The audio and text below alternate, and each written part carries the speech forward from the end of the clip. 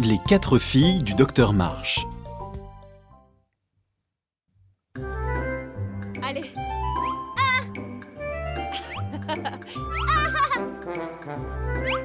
Il était une fois 4 sœurs qui vivaient ensemble dans une petite ville tranquille. Meg, la plus âgée, était belle et très mature. Joe, la deuxième, était un garçon manqué et voulait devenir écrivain. Bess, la troisième, était timide, douce et gentille. Amy, la plus jeune, était la plus belle de toutes et ne se faisait presque jamais disputer. Leurs voisins les appelaient les 4 filles du docteur March. Un jour, un soldat frappa à leur porte. Ils voulaient emmener leur père à l'armée pour combattre la guerre. « J'ai votre mandat, monsieur. Préparez-vous à partir. » Ne pleurez pas, les filles. Je serai de retour très vite. Après le départ de leur père à la guerre, la famille traversa une dure épreuve. Sans leur père, elles ne purent gagner assez d'argent pour se nourrir.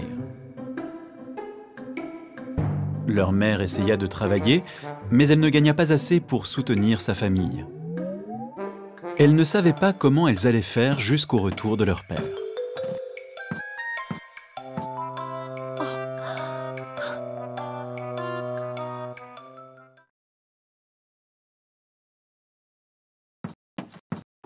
Un jour, une lettre arriva du champ de bataille. Elle disait que leur père avait été blessé au combat et était à l'hôpital. Je dois y aller pour m'occuper de votre père. Mais où peut-on trouver l'argent pour le billet de train? La mère était très inquiète et pendant qu'elle parlait, des larmes coulèrent de ses yeux. Ça va aller, maman. Je vais trouver l'argent. Jo était la plus coriace des sœurs et elle pensait trouver un moyen. Quand Jo rentra à la maison, tout le monde fut choqué en voyant que toute sa belle chevelure avait disparu. Jo. Avec un grand sourire, Jo sortit l'argent et le donna à sa mère.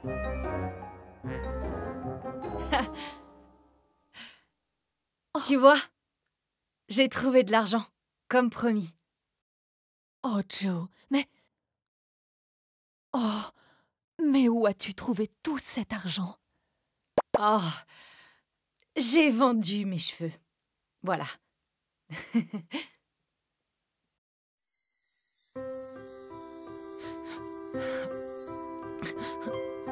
Devant sa famille, Jo fit bonne figure. Mais cette nuit-là, quand elle alla se coucher, elle ne put s'empêcher de pleurer. Meg essaya de la consoler. Oh, Jo, ne pleure pas. S'il te plaît. Désolée.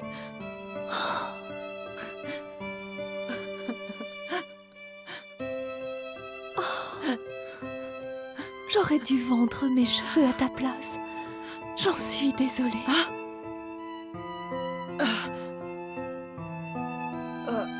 Non, c'est rien. Ça va vite repousser, grande sœur. Oh, Jo.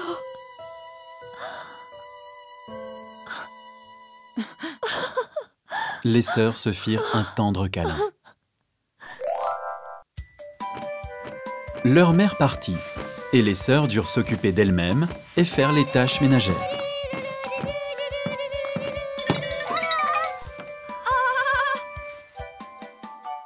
Attention, Amy.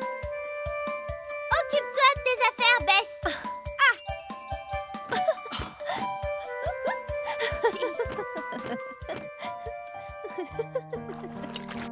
Un jour, Bess tomba très malade. Elle avait une forte fièvre et des gros frissons. Ses sœurs s'occupèrent très bien d'elle. Oh, comment te sens-tu, Bess? Hein? Comment te sens-tu, Bess? Je suis désolée d'avoir été méchante avec toi. Désolée. Guéris, s'il te plaît. Oh, guéris. S'il te plaît. Malgré l'amour et les soins de ses sœurs, l'état de Bess empira. Joe. Il nous faut un docteur, Joe. Tu trouveras sa maison? Oui, c'est vrai. Celle avec le grand arbre, n'est-ce pas? Oui, c'est ça. Fais-le venir aussi vite que possible, s'il te plaît. D'accord, je reviendrai. Oui, dépêche-toi avant que la neige ne tombe plus fort. Je reviens très vite.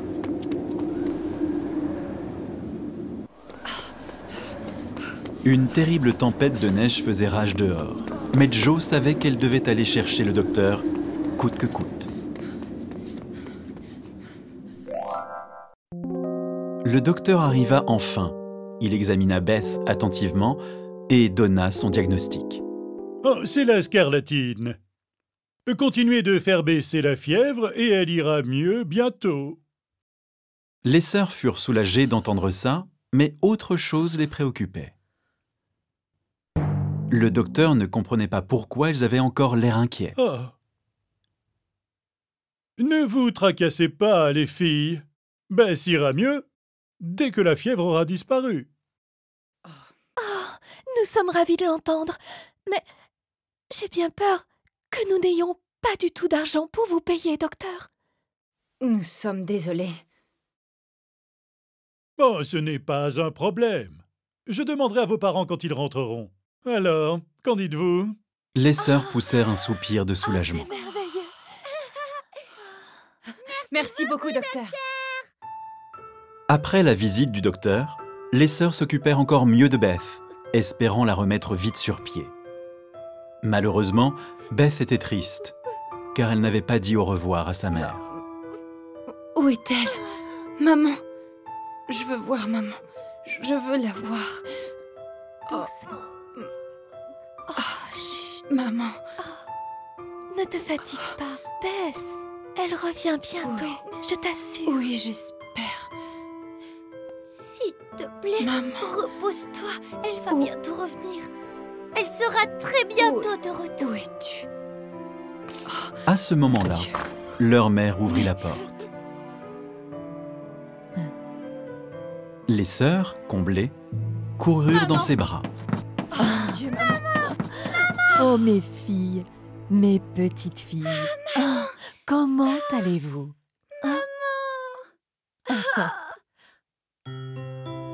Beth était aussi très heureuse de revoir sa mère. Oh, Bess, je suis ici pour m'occuper de toi maintenant. Ah, je me sens déjà mieux grâce à ta présence, maman. Ah, je suis vraiment contente que tu sois là, maman. Merci. Peut-être que Bess faisait semblant d'être malade parce qu'elle voulait que tu reviennes. Elles se mirent toutes à rire, parce qu'elles se sentaient heureuses et en sécurité. Mère, est-ce que Père rentre bientôt? Oh, la guerre est presque finie. Votre père est blessé à la jambe, mais son état est en train de s'améliorer et vous lui manquez beaucoup. Tu sais, j'espère qu'il sera bientôt avec nous. Alors ne t'inquiète pas, ma Meg. Père nous manque tellement, mère. Je sais, tu as fait preuve d'un grand courage en t'occupant de tes sœurs, ma chérie. J'ai trop hâte de le voir.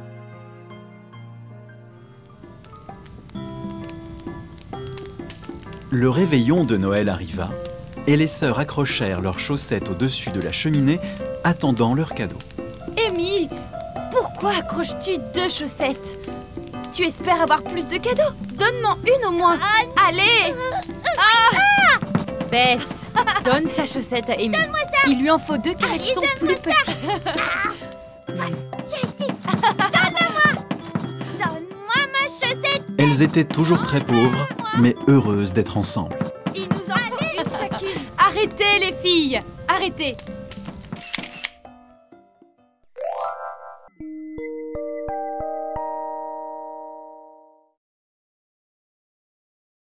La mère vit ses filles inquiètes et un peu tristes. Noël arrivait Mais elle savait qu'elle n'avait pas assez d'argent pour des cadeaux ou un festin de Noël. Oh, ça va être un Noël triste et solitaire.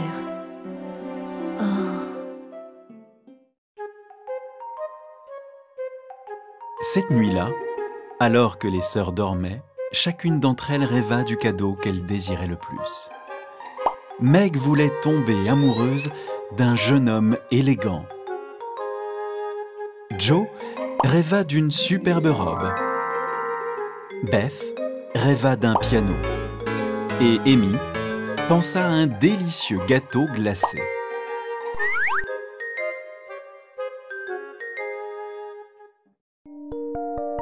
Au matin de Noël, les sœurs furent tristes de constater qu'il n'y avait pas de cadeau au pied du sapin.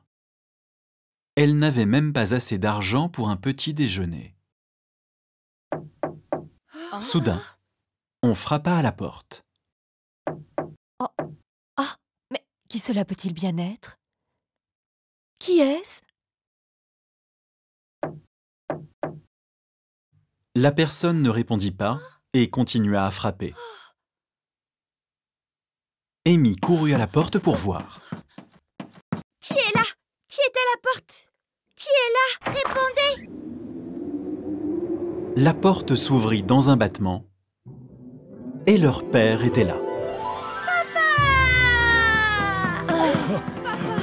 Comment allez-vous, mes princesses?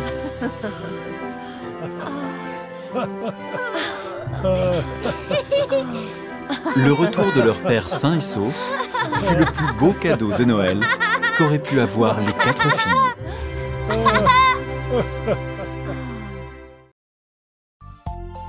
Les habits neufs de l'empereur. Les musiciens de Brême. Le prince heureux. Heidi, fille des Alpes. Rémi sans famille. Le magicien d'Oz. La dernière feuille.